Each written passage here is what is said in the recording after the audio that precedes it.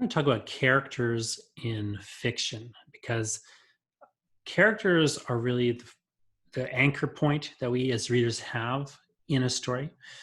Not only are these main characters, as an example, going to be the people that we follow and that we, to some degree, need to be identifying with, although we don't have to fully identify with them in any way.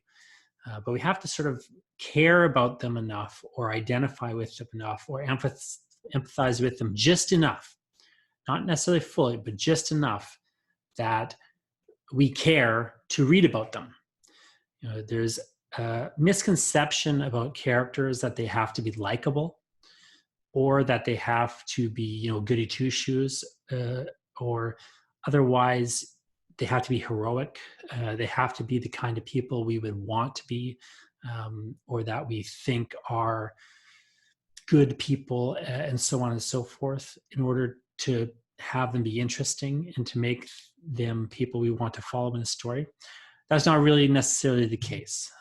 It's entirely possible to have characters that we care a lot about or want to kind of read about, and they're reprehensible, horrible people, terrible people we would never want to be or want to be friends with, but yet we would want to follow them through a story. So this is the key, or the question that you always have to sort of be thinking through, is how do I make my character interesting, and a person that the reader wants to know more about, and a person whose problems the reader cares about. It's not so much that we care about the character, but we care that they solve or are en route to solving their problems.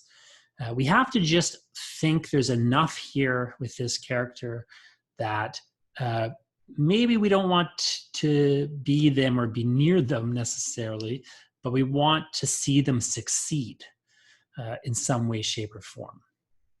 So again, they could be horrible people, but they have to have at least some minimal quality where the goal they're pursuing is worthwhile, or perhaps the way they're pursuing the goal, their motivation for pursuing the goal is understandable, even if we don't agree with the goal itself, and so on and so forth. It can get very complicated, and there's a lot of different kind of ways to look into it. You could have, for example, a character, we could be following a serial killer who's attempting to murder somebody.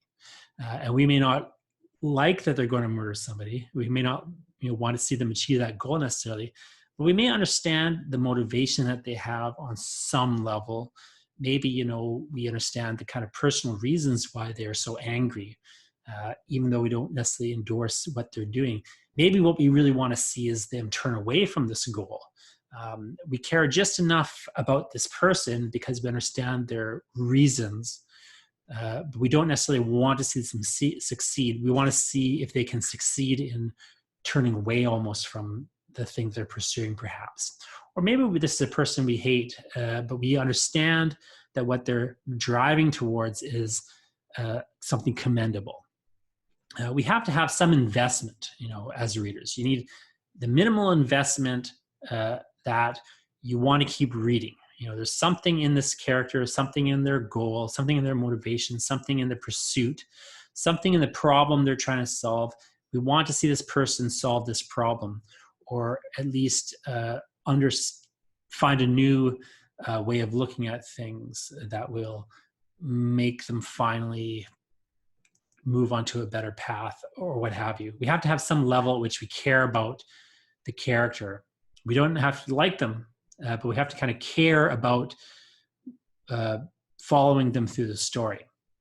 So there's different ways to kind of figure that out. But I think the two core things to keep in mind in terms of reader interest is the reader has to have an investment in either the character's reasons for doing something, or the goal that the character is, like the thing that character is doing. So we don't have to agree with all the reasons, but we have to maybe want to see them do this thing. Or we maybe don't want to see them do this thing. We have to understand their reasons for moving towards it. We need to have some level at which this is a character we want to follow because they're interesting to us, and their goal is interesting, and the way they're pursuing the goal is interesting, and there's something there that we want to know more about, or even just we could see the odds are stacked against them in such a way that maybe we wonder, how could they possibly get to that goal? It's just, maybe we don't care so much about them or about what they're trying to do, but the struggle is so lopsided that we don't understand how it could possibly be achieved. And their ingenuity, the way that they're trying all these really creative things to get to their goal, is what's maybe interesting us. And maybe not so much. So again, maybe we find them horrible people, but we may admire their ingenuity in some respect. We may admire their creativity, even if we think what they're trying to achieve is a terrible thing and that they are terrible people. You have to kind of figure out where you want that reader investment to be. Do you want people to really be identifying and caring about the character? Do you want them to just find the character interesting and not really identify with them, but have a level at which they think that what they're trying to do is intriguing all on its own? Or do we have some investment in their goal? Maybe we hate them, but they're trying to save the world, or what have you. These are the things you want to kind of be figuring out relatively early on, if at all possible, because it's going to color things like how you design this character. Now, a mistake that people often make, as I want to just point out, I already said this, but I just want to bring it up again. A mistake people often make is that they make a character who is very, very flawless. They have a hero, and they'll make the hero, they're handsome, plus they're sexy, plus they're, super strong, plus, everything, they're really nice to their mom. They are adopting dogs, you get these kind of characters that are so, they're so good that the writer often assumes that people will, like these people. But we don't like people because they're good. We like people because of what they do. And specifically, we like people who are interesting. So, you like a person because they're nice to you, or maybe they're not nice to you at all, but there's something about them that makes them interesting people. You want them to be nice to you, even if you will waste your time on a person who is not nice to you and ignore a person who is nice to you, because the person who is not nice to you is more interesting. And sometimes they're even more interesting because they're not nice to you, when you're so used to people being nice to you. There's all sorts of weird ways that we interact with other people. And all the same things apply for characters. We don't necessarily just like the character who is, on paper, the person we should like. Just like in life, we don't always like the person that, our friends want to set us up with, because on paper, they look like a perfect match. There's more that goes into it in real life, and there's more that goes into it, on the literal paper of a story's page. So a few different things go into designing a character that the reader is going to care about and find interesting. On a basic level is the question of how well does this character integrate into the story? So I've already been talking around this a little bit, but again, if we've got a story, we've got this conflict that's driving the story, we've got a change that's going to occur by the end of the story. We need to find a character that fits into this properly. And again, we need this character that's going to drive this conflict forward by taking actions, making choices that are going to move us closer to a situation where a change takes place. We need to find a person who will, at the crisis moment, take the action that's going to produce the resolution of the conflict, that's going to lead to that climax.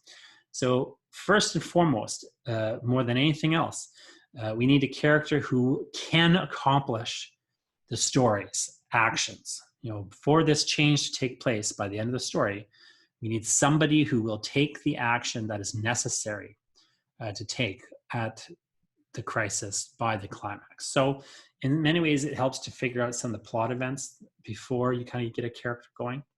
But you could start with the character and move towards finding a story for them, finding a plot event that's going to suit them and so on. The way you would do that is you would have a character and you would think, what is the worst thing for this worst situation for this person to be in? If I've got a guy who's afraid of spiders, What is the worst scenario for him? He's stuck in a place, trapped, alone with a bunch of spiders. How does he get out of there? Well, he's going to have to let the spiders bite him or something. Like, there's going to be some way in which he has to accomplish. He's going to, at some point in the story, have to take a decision that's going to be the thing he's most afraid of. He's going to have to do the thing he's most afraid of in order to resolve the problem, whatever it may be. So, I mean, I'm not going to sit here and spin out the story about the spider-hating guy for a second here, but the point being that if we've got a character who slots into a story, then the best fit is the person who is going to get us to the crisis action. And this is the person who doesn't want to accomplish a crisis action. So the person who won't jump to the most extreme measure immediately. They're going to try to delay the journey to the extreme measure. And therefore, there's going to be some progressive escalation towards a climax, as opposed to just, a character jumps to the climax. And it's also going to be a person who is actually going to go in that direction. If you really just think through the logic of how a story and a character fit together, we need a character who will commit to resolving the problem, resolving the conflict, and we need a character who will not only commit to resolving the conflict, but who will take it to the farthest point. They will go the distance.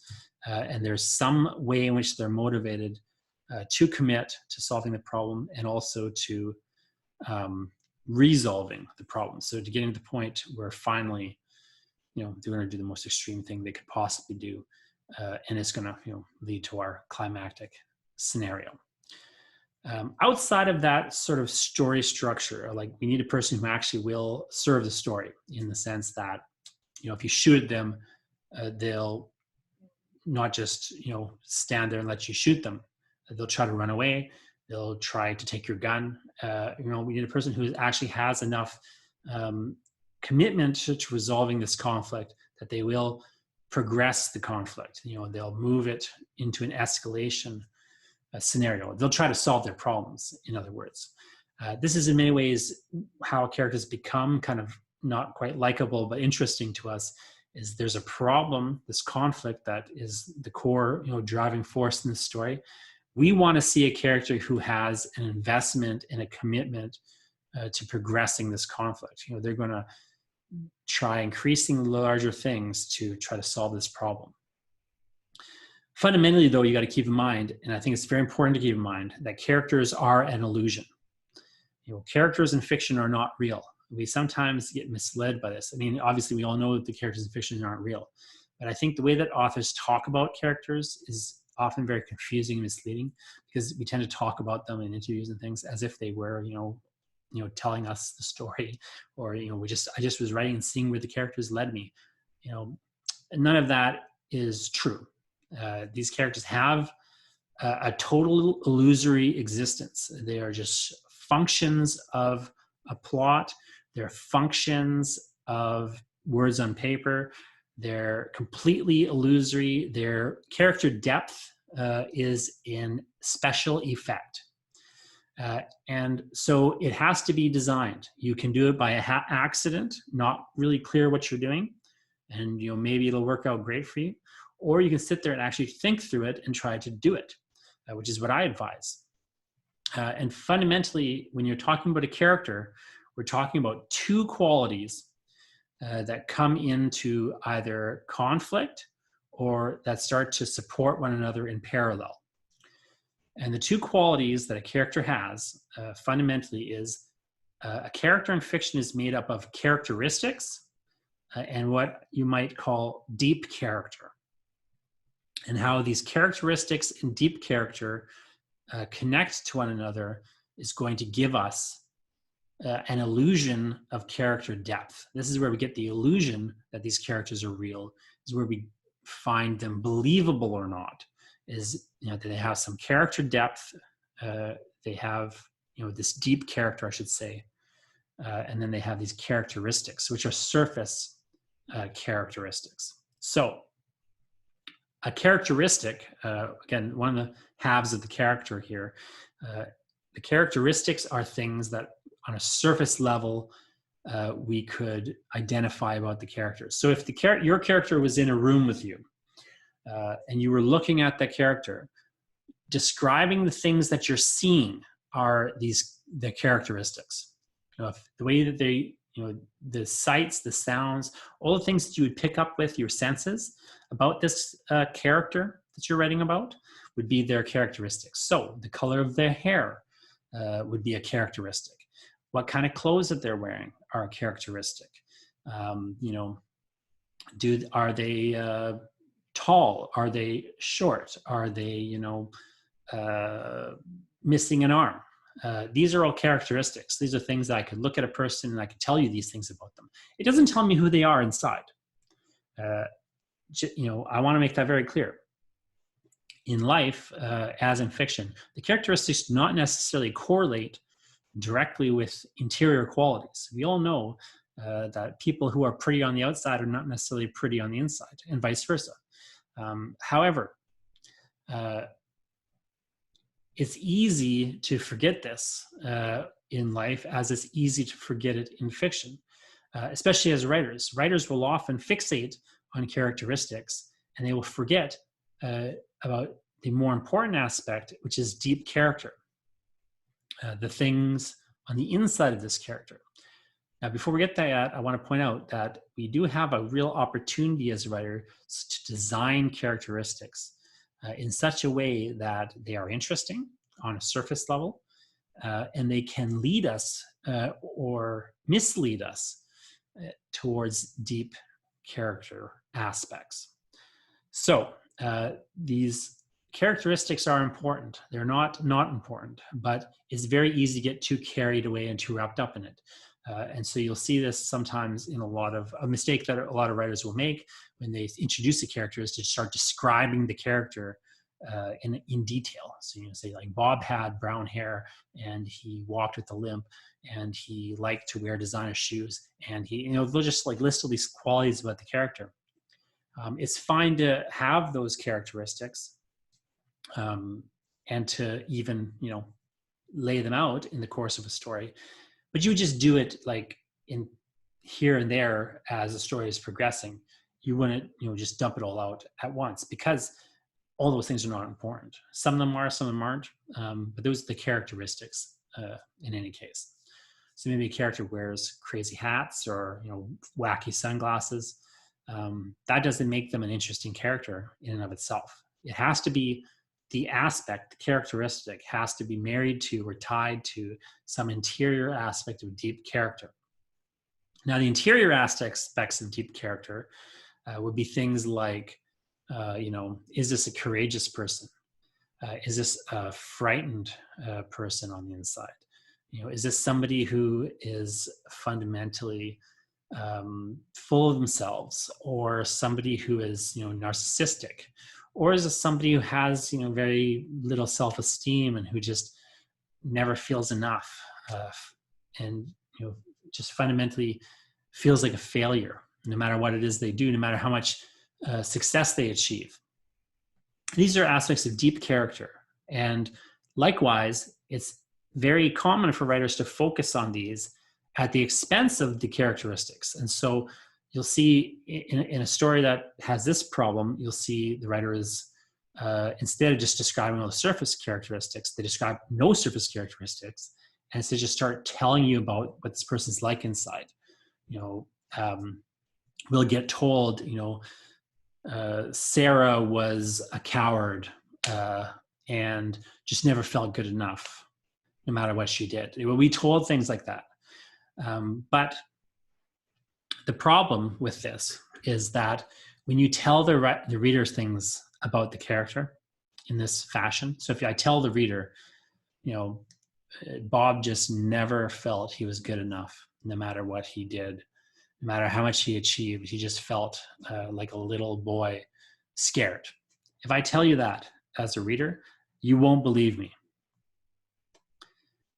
There's just a level at which you won't believe me. And the problem, the reason I should say, is that I have just told you.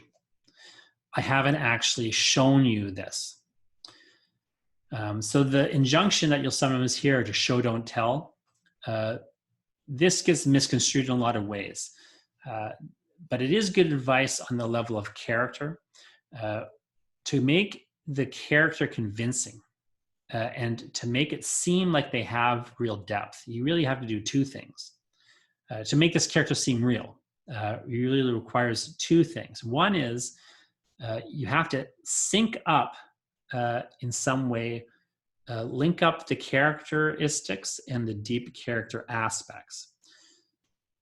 They don't necessarily have to parallel each other, but they could. So for example, if Bob is always wearing flashy sunglasses, it could be because he is an attention seeker. Bob just wants attention. Maybe he's vain. So he's always got, flashy, super cool designer sunglasses. Okay.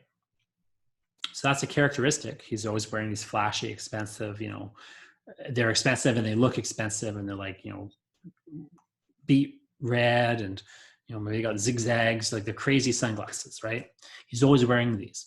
And maybe the reason he's always wearing these kinds of sunglasses, he has like 20 different pairs of sunglasses and he switches them out, every day, every couple of days. He doesn't wear the same pair of sunglasses in a month. This is just how he dresses. He's always drawing attention in this way. And he does it because he's vain, perhaps, right? Like this could be a characteristic that is connected to or revealing a deep character aspect. But it could also work in an ironic fashion. And this is where often you get more mileage out of the characteristic and deep character interplay. As an example, I used sunglasses in that example. He's got these flashy sunglasses. Well, the thing that's interesting with sunglasses is, of course, that although it draws attention to your face, it actually blocks the person's ability to see your eyes, depending on how heavy the tint is and so on. And so possibly this is a character who really does not, although they appear vain on the surface, if somebody doesn't know them well, they would think this person is vain and always showing off. Thinks a lot, very highly of themselves, is always showing off, how much money they have by buying all these expensive glasses and so on and so forth, and making sure you notice the glasses, So on one hand, you could see that as a very, swagger sort of aspect, But as we all know, somebody who displays that kind of swagger is often, sometimes they're just, vain, narcissistic people, but often they feel the actual opposite way on the inside. They're compensating for a lack of confidence. They're overcompensating for how they don't feel worthy of attention otherwise. Without something, without $1,000 pair of glasses, they don't feel like there's any reason to look at them. And so if that's the way that this guy is on the inside, I want to point out the same characteristic, these crazy glasses he changes every day, the same characteristic could actually indicate two different and entirely opposed deep character traits. It could either indicate an overconfidence, an astounding amount of confidence, maybe well exceeding what he should have, or it could indicate a total lack of confidence and an overcompensation for having no confidence. Which is true? Well, we can't tell immediately, right? You can't look at a person who has, wild, expensive glasses, and tell. You can tell maybe that they have the money for the glasses, but even that you can't entirely tell, right? They could have put them on a credit card and not had the money. You can't quite tell from the outside. You get an impression that the person is trying to give you, but the actual truth of the matter, you would have to get close to that person. You'd have to start to know them better.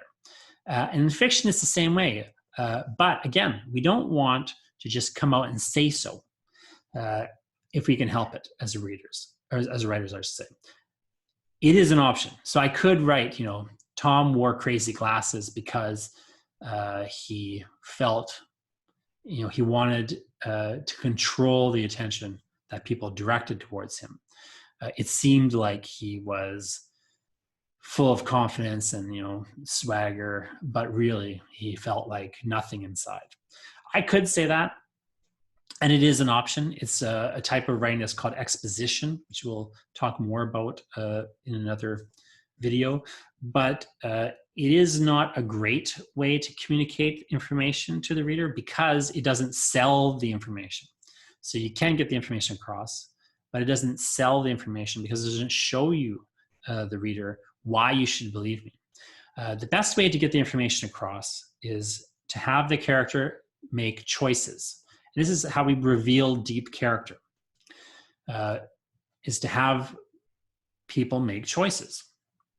So if we put Tom in a situation that he doesn't want to be in, where he has to make a choice, whatever it may be. Maybe he has to, for example, in this case, if he is a character who fundamentally has no confidence, but displays confidence in a peacock-like way as an overcompensation, if that's who Tom is, then we need to put him in a situation where his lack of confidence will be revealed because he has to make a choice that only a confident person would make. And then, of course, he will fail to make that choice. Does that make sense? So we have to find some scenario where this person who appears to have a little swagger is going to be put into. They're supposed to now they have to do certain things. They have to make certain choices that only a person with confidence would make. But because they lack the confidence, they will fail to make that choice. Or they will make some other choice. And the fact that they have done something different from what it looked like they were going to do is going to reveal who they really are inside.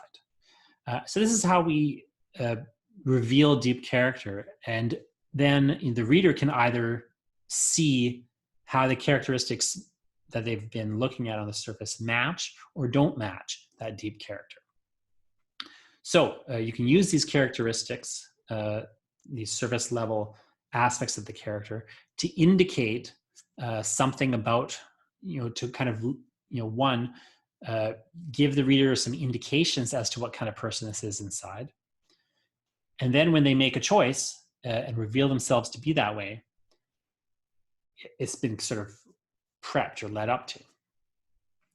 Or you can, have them, act seeming to be a certain way. These characteristics can be laid out by you in such a way where it seems like this person is a certain type of person, but then you put them in a situation where it seems like, oh, well, since he's so confident, he's going to do X, but then he does Y, and the reader didn't see it coming. So either you can use the characteristics to set up and set up a decision that the person is going to then later make, or you can use the characteristics to mislead the reader a little bit and start, either it starts to sell the motivation of the character as, something that is in line with their character, or it starts to maybe set up a situation where you surprise the reader because we start to see that this person isn't really who they appear to be. But in both cases, the important thing to understand here is what we're putting into play is a character making choices. We're always torturing the characters.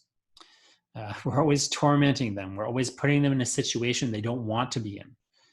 Fundamentally, they don't want to solve their problems, right? Just like you don't want to solve your problems in life, right? You want somebody else to solve your problems. You want your problems just to go away. But if you're a character in fiction, that's not an option for you. If you're a character in fiction, if you're the right character in the right fiction, what that means is that if we have designed the character properly, they must solve their problems. The problem that has arisen must be resolved by them, not by somebody else. They can't call the cops and have the cops catch the murderer. They have to catch the murderer themselves. Why? Well, that's a very good question. We have to build into the story a reason why they can't call the cops and just pass it off to a person who is seemingly more suited to solve the crime. Maybe that's just because they're stuck in a location where it's not feasible to call the cops. Maybe their phones don't work. Maybe the person is, the serial killer is locked in there with them. They have just not the time. They don't have, they would call the cops, but they can't. Maybe it's because the person they're trying, maybe they're a person who the cops don't care about, right? They're just some class of person that the cops just don't help. And they understand that, so they would never think of calling the cops for that reason. So they already know, that these people are not going to solve their problems, or what have you. In any case, what we need always is a character who will commit to resolving the problems in their life, but don't want to commit to resolve the problems in their life. It's kind of weird, interesting balancing act that I was looking for as a writer. Who is the person who will solve this problem, but doesn't want to? We don't put this is why the heroic figure is so often the wrong figure in the story. Why so often, again, writers will make this mistake. They'll think, oh, I've got this evil villain who's trying to stop, who's trying to take over the world. Superman is the perfect person to solve this problem. But Superman would love to solve that problem. So it's not interesting to watch him solve it. Who we want to watch is somebody who doesn't want to solve that problem. And even if you're reading Superman, they'll try to do this. Superman has got other problems in his life now. Superman's trying to get, Lois Lane to, I can't remember where Superman's at in the comics right now, but Superman's got other problems, right? Than the person. Weirdly, with a character like Superman, so often his problems are not, this guy's going to come and destroy the world. Superman can handle that. He's comfortable handling that. That's not his real problem. His real problem is, his wife is mad at him. His kid, grew up without him because of some weird way in which he was taken around the universe and grew up, I forget the Superman thing. It's very complex. But the point is, what you're looking for is a character who has to solve this problem, but doesn't want to solve the problem.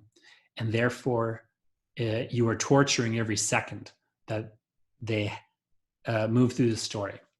Even in a comedy, I want to point it out, you're tormenting that character. In a comedy, of fact, if you look very closely at it, from the character's point of view, none of this is funny, right? Even in a comedy, from their point of view, this stuff's not funny. From our point of view, the third person, standing outside of the situation, it's hilarious. But from the point of view of the person inside that situation, this is deathly serious. They're not laughing. Once they start to laugh, we don't laugh anymore, because we only laugh at people's pain. This is the sort of weird philosophy of this story, is we want to see people suffer and we want to laugh at people's pain. And so when we're designing a story, we want to always kind of keep this in mind. It's not that every story has to be a downer. We can have light, fun stories, but again, inside of that story, we've got a person who has problems and who's trying to solve their problems and just wishes their problems would go away. But nobody will take their problems away from them. And the person who then does this, who solves the problem even though they don't want to, the person who fights the monster even though they're scared, that's the sort of person who's brave and who we want and who we actually are interested in. The person who is not afraid of the monster is not the person we want to follow in a horror story, right? To the person we might have die very quickly in the horror story. And the person we follow is the person who absolutely is the most terrified of that thing. So as you're kind of pushing your character through a story, and as you're even just thinking what kind of person would go through this story, really the things to think about are, one, who is this person really? What kind of person would suffer the most in this situation? If my situation is, I want to write a story about, giant spiders, who my carrying character should be afraid of spiders. If, I want to write about a person who's getting divorced, and the fact that they, are. I want to just write about what horrible, what divorce does to a child. Say like that's my premise. Is I want to just explore. It's a very vague premise, but like say I'm writing some sort of family drama where I want to explore thematically. How does divorce affect children? Well, the person I should be following is somebody who either is a child in this situation where they can't do anything about this looming divorce, or a person who maybe is just dying to not get divorced. They just anything they can do, they will do to not get divorced. Or maybe it's the person that just they wishes they could divorce, but they're just trying to hang on because of some other reason. I need to find the person who just doesn't want to be in that situation, who is in their DNA the least comfortable person in this scenario, whatever scenario I'm writing about, whether it's giant spiders, a quiet story of somebody trying to deal with a relationship falling apart, or anything in between. I'm always looking for what's my core problem. Who is it that this is the biggest problem for? And if you're thinking about a scenario, if I'm thinking about a family drama, for example, the question always is, whatever the problem is in the family, who is it the biggest problem for? So if it turns out, your daughter is a serial killer, who is the person that is most affected by that? Is it the mom? Is it the dad? Is it the grandma? Who is it? Who will suffer the most having come into that knowledge?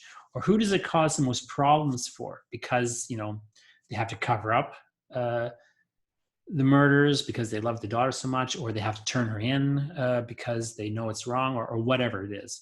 Whatever the scenario is, whatever you're going towards, the question is who is going to be doing the worst in that scenario, because that's your main character. That person is the person you're going to follow. And they're going to have to solve their problems, but they don't want to. And so as they make choices, as they do things on their way to solving their problems, as they get put into situations that they don't want to be in and are forced to make choices that they don't want to make, we're going to see who they really are. Not just who they think they are, or not who maybe we thought they were. We're going to see who they really are. And then, as we're seeing who they really are, we'll start to discover whether or not who they really are inside matches who they seem to be on the outside. And then, when you're writing the story, you're almost you're almost doing all that in reverse. First, you're starting with, laying out a little bit of the characteristics. Who is this person? What do they look like? What do they talk like? What kinds of things do they do? What's their job? All the stuff we could see from the outside. As you're kind of layering that in, and as problems start to come up, then we're going to get deeper into seeing them make choices. And again, because of the nature of a story, it's progressively harder choices. They're going to make a choice they don't want to make, and another choice that's bigger that they don't want to make. They're going to be getting into a harder and harder situation. Eventually, they're making bigger and bigger, more desperate attempts to solve their problems. Eventually, they're going to get into the worst possible situation. They're going to have to do the thing that they absolutely don't want to do. And then they'll succeed or fail based on the choice they made. And so as the story progresses, we'll start to see more and more who they really are, which may surprise the reader, which may surprise that character, which may even, in some ways surprise, the writer themselves.